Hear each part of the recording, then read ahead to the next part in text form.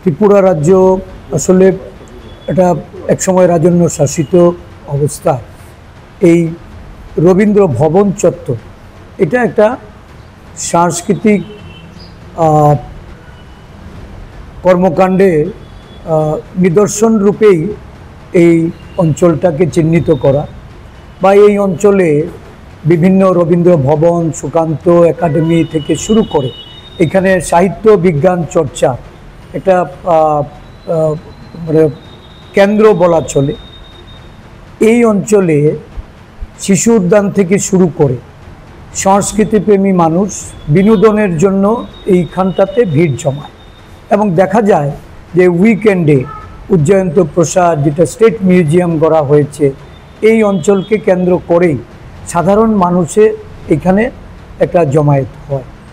কিন্তু আগরতলা শহরে আমরা স্মার্ট সিটি রূপে তার বিভিন্ন যে বিনোদনের দিকগুলি এগুলি যেমন দিন দিন প্রস্ফুটিত হচ্ছে বা তার প্রসার ঘটছে, তার সাথে সাথে শহরের সবচেয়ে বড় যেটা আমাদের এটা গর্বের যে বিষয়, যে আগরতলা শহর ছিল নিরুপদ্রব এবং শান্তিপ্রিয়, এবং একটা সময়ে এই শহরকে সাংস্কৃতিক ভাবধারায় এটাকে পরিচালনা করার জন্য সরকারের যে প্রচেষ্টাগুলি ছিল, সেই প্রচেষ্টাগুলির মধ্যে একটা আমূল পরিবর্তন লক্ষ্য করা যাচ্ছে।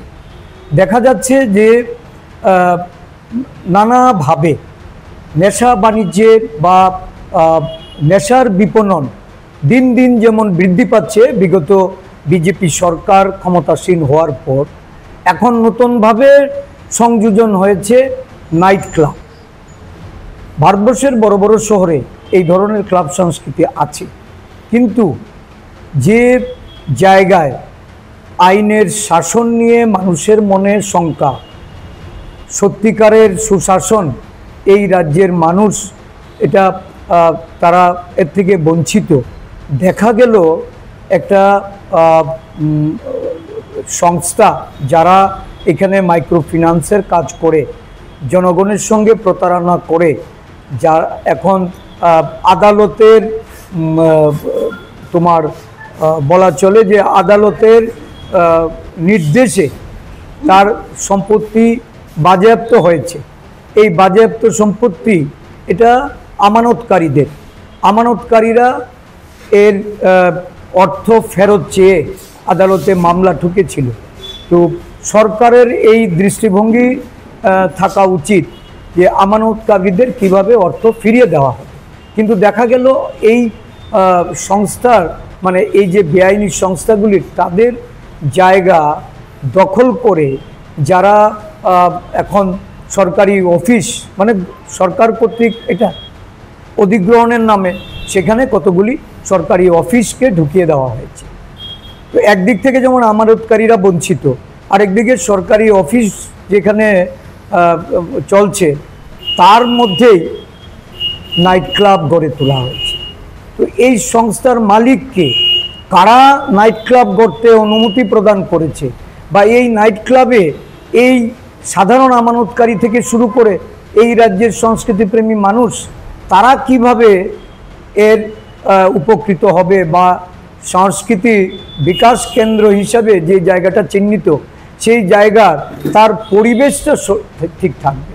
কারণ আমরা লক্ষ্য করেছি গতকালকে যার উদ্বোধন হওয়ার সাথে সাথেই স্বল্প সময়ের মধ্যে সেখানে পুলিশ হস্তক্ষেপ প্রয়োজন হয়ে পড়েছে, এবং পুলিশ গিয়ে সেখানে দেখা গেল যে এই উন্মাদনা থেকে নিরস্ত করার জন্য তাদের পদক্ষেপ নিতে হয়েছে।